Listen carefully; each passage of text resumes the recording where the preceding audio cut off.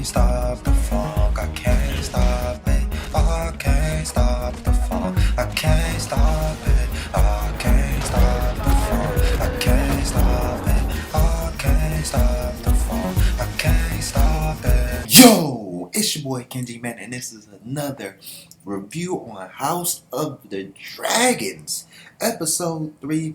Review, spoiler review. Get ready for it, because I can't review it without spoiling it. Let's get into it, man. Now, a lot did not happen. I ain't gonna lie.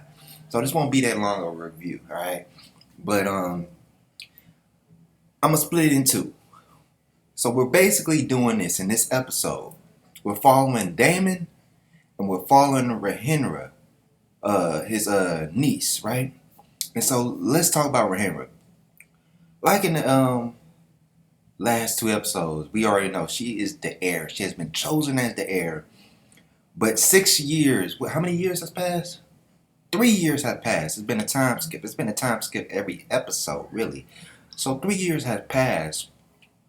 And King Viserys has already put a baby in Amelia Hightower. If I'm getting that right, Amelia. Because I'm not about to go look up these names. I just got to get used to remembering. Right?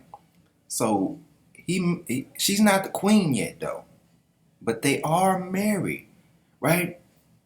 And you can see in his kingdom, on his council and of the lords, they're starting to pick sides, right? You got lords that are saying, because he had a son with Amelia Hightower, and you know, tradition, most men want to have a king as a boy or a man, right? Man king. So that's what we're going through. You got two factions that are one of the factions have already sworn their loyalty to his daughter when he chose her as the heir, and you got another faction wanting to choose his son, right? I think his name is Aegon, right? He named him after the first Targaryen to take over Westeros. Now, the father of Amelia Hightower, that's how I call him. People are coming up to him telling him, look, man, we need to make your grandson the king. And he's like, yo, shut up. Stop this. Because he knows this is going to tear apart the country, where there's going to be probably a civil war and, you know, people getting assassinated. And he's really trying to play this sneaky, right? He wants to put his grandson on the throne. But he's trying to play it cool. He don't need to be outed as the person who's pulling the strings, because he's only pulling one string, and that's Amelia Hightower, his daughter, who he has throughout this episode. You see Hightower sending his daughter to King Viserys to influence him to make certain decisions, right? We see that Amelia and Rhaenyra are really not friends after these last 3 years. They not close no more, and there's also a hunt. You know, they having a hunt. You know how people be hunting after boars and foxes and stuff like that. They're having a hunt to celebrate Aegon's birthright. Or not birthright, but his birth. And you see a lot of people basically, you can see it. A lot of people want Aegon to be king. And one of the Lannisters tries to flirt with Rhaenyra. I know I'm not getting that name right, but the heir to the throne, and she dismisses it because he laid it on too strong. You know what I'm saying? Plus, it's like, yo, that girl, how old is that girl now? She's 18? Okay, it's good.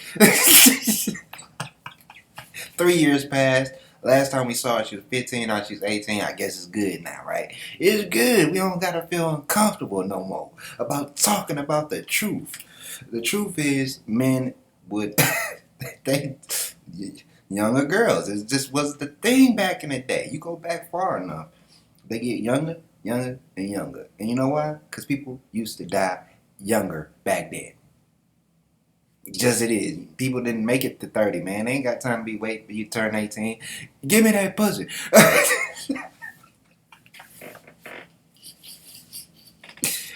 Go talk to your grandma and your grandfather and see how old they was when they got married. And you'll be like, oh, Kenji, Kenji was right. And I'm like, I know I'm always right, motherfucker. I ain't about to be on no pedophile shit, nigga. Just go tell your grandfather a pedophile then.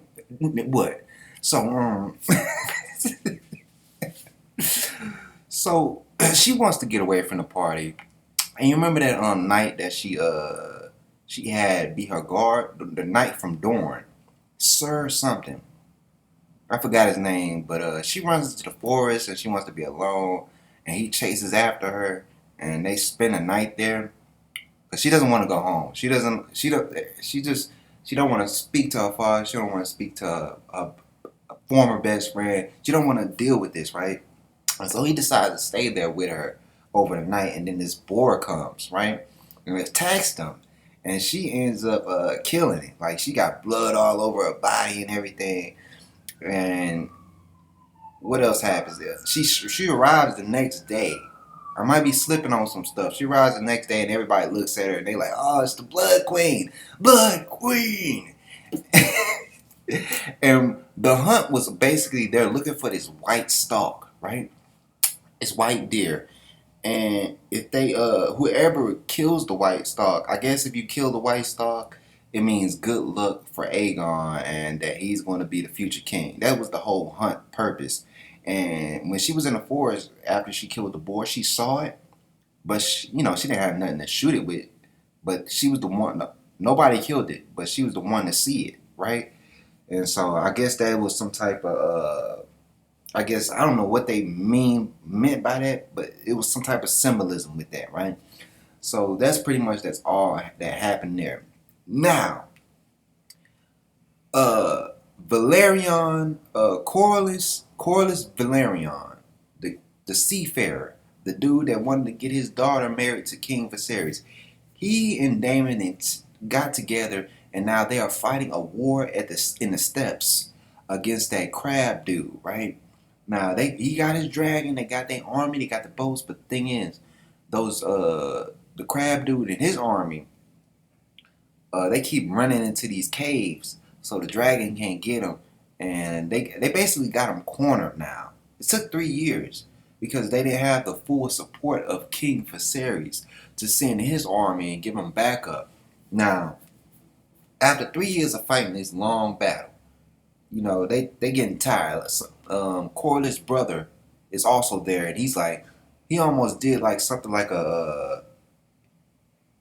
he didn't want to fight the battle, and he was talking about King Viserys. He didn't feel like they should be fighting this battle for him, and he basically doing a mutiny. And his brother had to check him, like, bruh, you know how much money I had spent trying to fight this battle?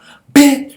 I thought he was about to slap him, but Daemon comes in, and basically they get he says what he says after he gets word that King Viserys is sending an army, reinforcements and everything, and he sees it as, oh, okay, you didn't want to help us in the beginning, but now that we got Crabman and his army cornered like a rat, you want to come in and sweep away my victory. Nah, man. And so he gets everybody, comes up with this plan, and he basically goes out there by himself to go talk to them, to the crab dude and his men are all out there. And then all of a sudden he starts attacking them. He starts, and let me tell you, y'all, Daemon is a beast. He's fighting like 30 people, and the crab dude ain't even trying to go out there and catch his one. That's how I knew. I was like, this ain't the main bad guy. This nigga pussy. Alright? And so he keeps sending people. And I'm sending people. And it reminded me of that movie with Bruce Lee in there when he goes to the dojo and he wants to fight the master. And he's like, we can fight. What he says, he say, we could fight one-on-one or we can fight all together. And motherfucking master dude keeps sending off people, like he's like sending off the yellow belts, they get their ass whooped. He's sending off the black belts, they get their ass whooped. Eventually he get his ass whooped. They got whooped. That was the scene. That was the exact scene. And like in the middle of that, because they kept coming out the caves and all that and trying to fight him, this one dude, because he's the king, he's like the supposedly he is a prince, right? So they wanted to kill him and maybe they get some points off of it.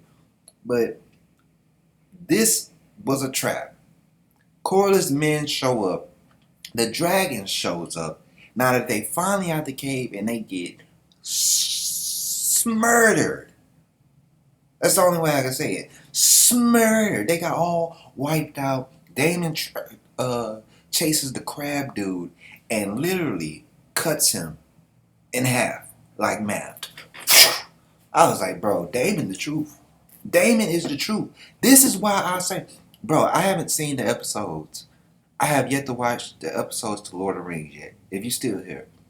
Because this show is so good. And all I'm hearing is bad news about Lord of the Rings. Bad news.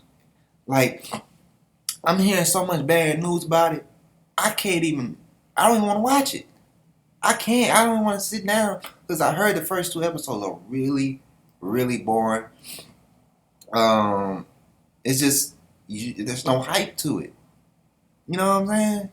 That was the reason I went to go watch House of Dragons because I didn't think that was going to be good. And then people start talking about it. But if I hear about, y'all talking about Lord of the Rings and everybody saying, I ain't heard nobody say nothing good about Lord of the Rings. The only thing they said was the CGI is good. But I'm thinking like, man, fuck CGI, nigga. Did you see Lord of the Rings? The first 3 movies? It was all practical effects. Most of it. I don't need all this CGI, nigga. Come on, y'all. You didn't give me a good story. This is a good story. I might review. This is what I'm gonna do. I'm gonna do a season review of Lord of the Rings because I'm not about to sit there and watch episode of bullcrap. You know what I'm saying? I'm gonna just watch it. I'm gonna watch it all together in one go because I got to. I gotta watch this and critique it as a season, but not episode by episode because I'm just not that interested in it. It is what it is. But this show is killing Lord of the Rings. Everybody and their mama know it. House of Dragons, great episode 3.